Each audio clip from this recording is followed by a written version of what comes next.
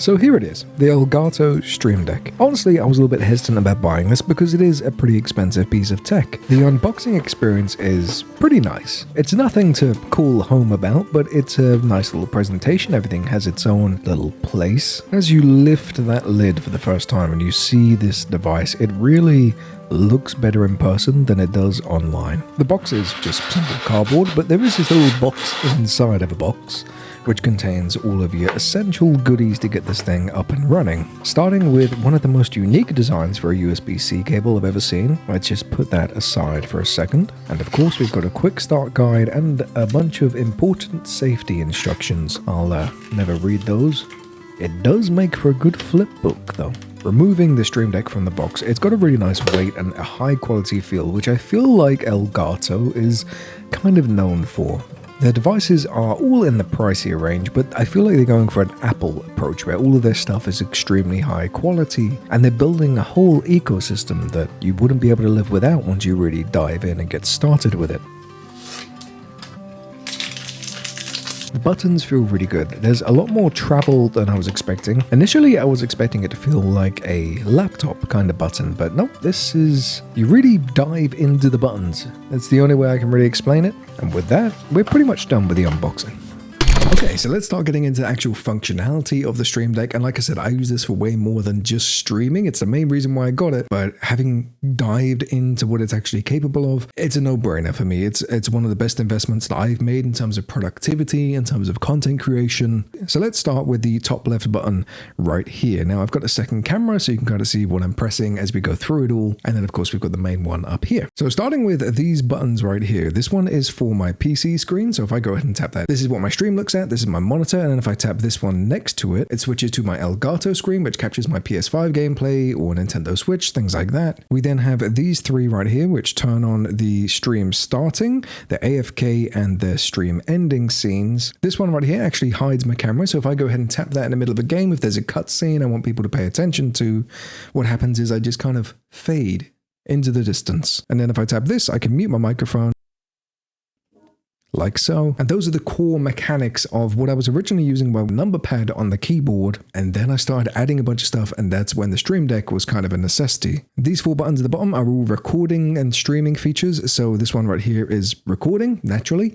This one right here is my streaming feature, but if I just tap it, nothing happens. And that's because I've got it set to a long press, so rather than me accidentally doing that and then live streaming while I'm butt naked wandering around my house, I don't do that all the time, I promise. I have to hold the button down for 3 seconds and then it starts live stream, which is pretty neat. This one here takes a screenshot. This one here catches the last 60 seconds of whatever has happened on the stream or while recording. And not only does it capture the standard 16:9 horizontal thing, it also catches a 9:16 vertical resolution one, so I can easily just add some captions and throw it up as a YouTube short. I've got full guides and tutorials on how to set this up, by the way, so check the link in the description if that's something you want to look into. Moving along, and we are going to kind of speed through these. These four options right here change the type of camera that I'm using. I can go ahead and tap the horizontal button, and what it will do is hide my camera and put me into my rectangle one, which is set up and ready to go. Same if I want to switch over to a little circle in the corner. This is good for reaction videos and kind of put you a little bit more out of the way.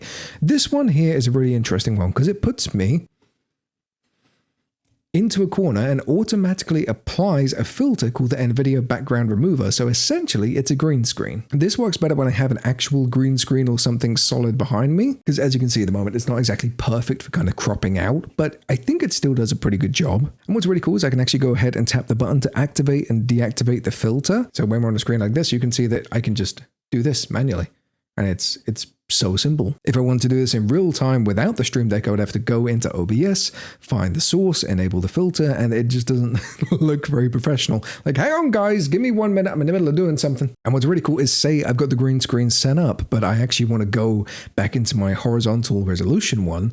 I've got a green screen background preset and ready to go. So again, if I tap this, we've got my normal, natural, this is real life, and then I've got a cityscape behind me. So all of that at a touch of a button, it's pretty nice to have. speed running the last couple. This tells me if I've dropped any frames in the middle of a stream. This one here does a speed test, so I'll run that while I actually walk you through the rest of what these do. This is a countdown timer. It's naturally set to 5 minutes. And what's really cool about this one and the next one is they export as a text file. So if you want to display how long is left on the timer, or this button right here, for instance, which is a counter that adds up every time you tap it, and it's not working right now, but I promise that's what it does.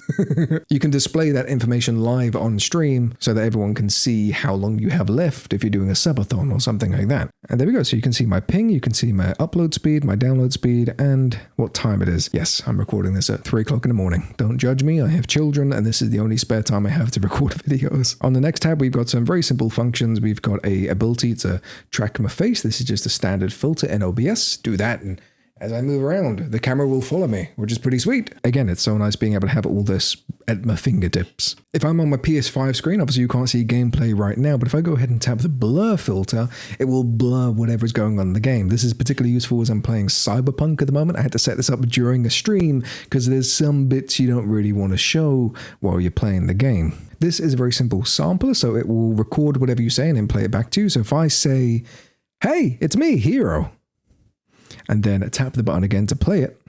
"Hey, it's me, Hero." It automatically saves an MP3 and you can play funny little sound bites live with your fans. Now you can record multiple, but if you want to clear it, all you do is tap this, tap that, and it's done. This one here is pretty much the same thing, but all you do is tap once and it will constantly record. There's no playback option, but it is so much easier than opening Audacity or Adobe Audition, some kind of voice recording software. You can do it straight from the Stream Deck, and then it saves once again onto your PC, so you can just drag that into a project or send it to a friend, whatever you want to do. These two are very simple functions. The YouTube one sends a message to chat. If you're doing a live stream on YouTube, that's primarily where I do my live streams. Over on my gaming channel, feel free to subscribe if you want to see some of that action. But if somebody wants to know how to join your Discord and they can't be bothered to look in the description, then you just tap the button and it will send a message in chat. Pretty much the same thing with the Twitch icon, to be honest.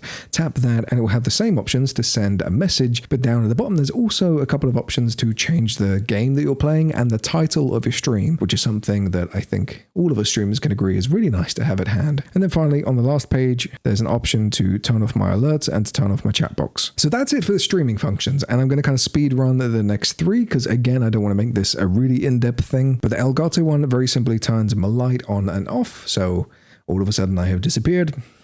Turn it back on, voila. Then this one here controls the brightness. So at the moment it's around 60%.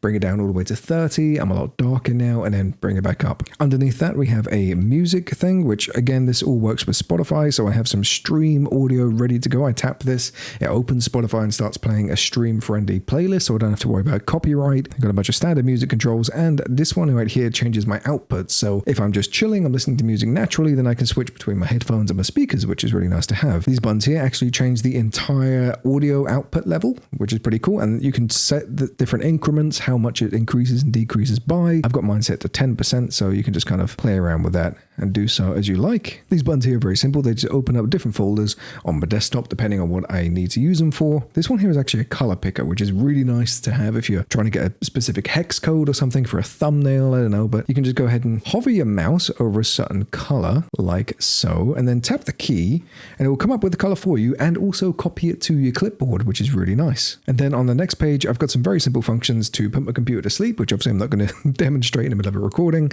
and kill OBS, because sometimes OBS bugs out because I've got a lot of plugins and things like that. So if it does, rather than opening up Task Manager, I just tap that and the whole thing closes. That's really nice to have. This one right here is again mostly for streaming, so this plays a bunch of sound bites. So if I go ahead and tap this button, how cool is that, huh? These 4 at the bottom are actually voice effects. So this is the one I normally use. This adds a kind of EQ to my voice to make me sound a little bit more bold, I suppose. This is all through VoiceMod, by the way, which is a paid service. I think they've got like a free plan, but I paid for a lifetime thing, so it's got all these effects built into it. Tapping this button gives you a kind of radio effect. Again, it's really cool for streams if you want to add a little bit more fun, a little bit more adventure to it. And then this one right here gives you a bit more of a feminine voice if you want to wind people up in the middle of a game or something. Hopefully these work, otherwise I'm going to sound really weird. I'm just trying to imagine these voices going over my head because I can't hear these back. Going on to the next page, we've got a bunch of preset music that kind of plays in the background while we're doing something, so we could be sneaking around and you don't want to get caught, something like that. And having these to hand is just so nice because you never know. And from what I can tell, people really like having these in my stream. Got like a funny little tune going on. Adds a little bit of a vibe. Or maybe we're waiting for something and it's taken a while to come through. That's pretty much the same with all these. And then here I'm going to have a bunch of other soundtracks, but these are like really long ones. And you can add really fun sound effects like this. So that's it for the sound effects. All that's left now is this one right here, and this is something that I've been working on for quite a while. Like I said, I've only had this thing for a day, and this is what I was really excited to dive into when I started thinking about how you could use this for productivity. So when you tap this, you actually have a list of apps and games and things like that. So I haven't finished setting up all of these. So let's start off with Discord, and we've got some very basic functions going straight into it. We've got a mute button that doesn't actually affect your stream. It only affects your Discord audio. We've got a hold to speak option as well, which is pretty cool.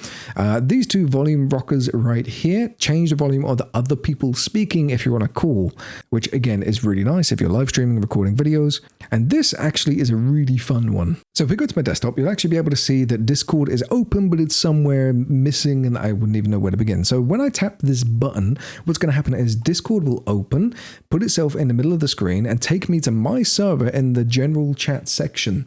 And this happened because one time during my stream, somebody said something in the server and I ended up going off on a tangent trying to find the chat and find the message. Like this does it all for you. And if you want to join my server, by the way, it's right here. It looks pretty cool. Look at all the amazing stuff that we have going down the sides.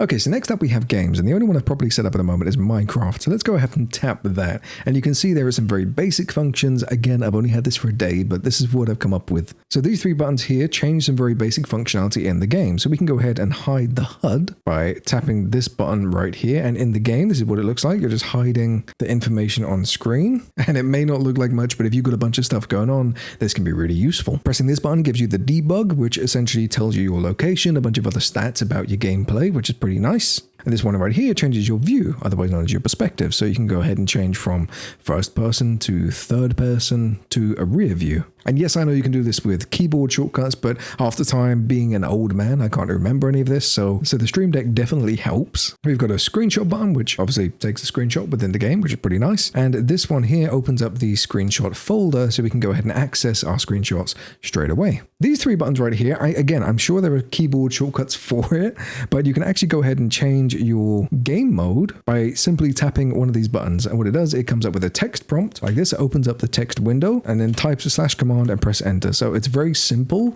but I'm now in creative. I'm now in survival. I'm now in spectator. I'm now in survival again. I'm now in creative again.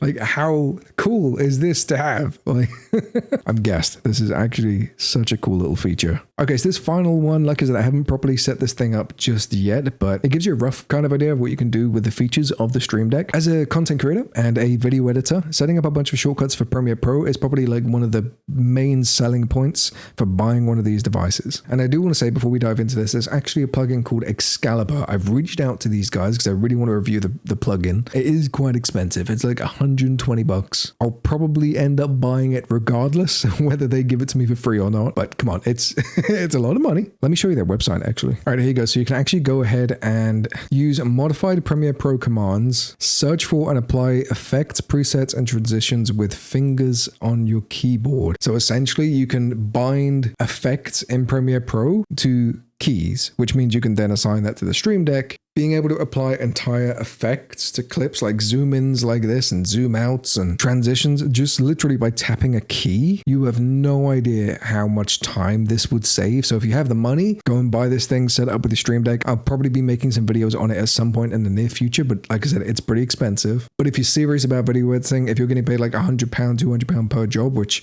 I think is the going rate for like an average YouTube video, then I think this would be an incredible investment. But enough of that. Let's talk about what I've set up. If I go ahead and tap this button, what's going to happen is Premiere Pro is going to open up, and I'm going to start doing this process now because it takes a minute, because Premiere Pro and Adobe, for some reason, it takes hours to launch anything. What it's actually going to do is open a project file that I've already got ready made, a couple of file bins and stuff like that. It's set to the resolution that I always record at, the frame rate that I always record at. And what's going to happen is when it loads, it's automatically going to save as you can see right here. Then all I have to do is navigate to another folder where I'm actually working on that specific project that I'm about to start and name it something else. So this could be the Christmas vlog, for instance. And just by tapping that one button, I've got an entire sequence ready to go. Again, time saving, productivity, I love it. These 3 folders right here actually open up folders that I would use in every single editing project. So this is my left monitor, and if I go ahead and tap the button, what's going to happen if I press this one, and then this one, and then this one? All of the folders are automatically organized in the order that I would need them. So to demonstrate the last couple of things on my Premiere profile, what I'm going to do is I'm going to drop this very basic recording. It's just a raw thing for this video actually. And what you'll be able to tell, if you're a video editor, you'll appreciate this. If not, then thank you for watching the video. I'll see you in the next one. But when I record videos, I record multiple audio tracks. So this one right here is audio track 1. This goes out to my stream, but it's got everything bundled into one, and I delete this every single time I record a video. And that's kind of annoying because you would have to alt-click, delete, select all these, drag them up, and then you have to look at these ones and decide whether or not you want to keep them, delete those as well. It just gets a little bit annoying. So what I've actually done with the Stream Deck is set up a key that if you tap it, watch what happens. Everything is automatically done for you. Again, if you want more of an in-depth guide on how I set all this up, let me know and I'll be happy to make it. You've also got buttons like this one right here, which full screen the program window. You can zoom in and out of your timeline by simply tapping these buttons here, which is pretty nice. And then the final thing that I've set up for Premiere Pro is being able to convert this video into a vertical format in seconds. Normally you'd have to go into the sequence settings and mess around there, but if in this case, all I have to do is press this button here, and what's going to happen? It does everything for you. Likewise, if you wanted to set it back to normal, all we do is tap this one, and it will go ahead and turn it back to a horizontal resolution. And that pretty much wraps up the entire sort of walkthrough of what I've done with this thing in my first day. I'm sure that I've barely scratched the surface of this thing. So for now, let's jump to the conclusion and say, is this a good product?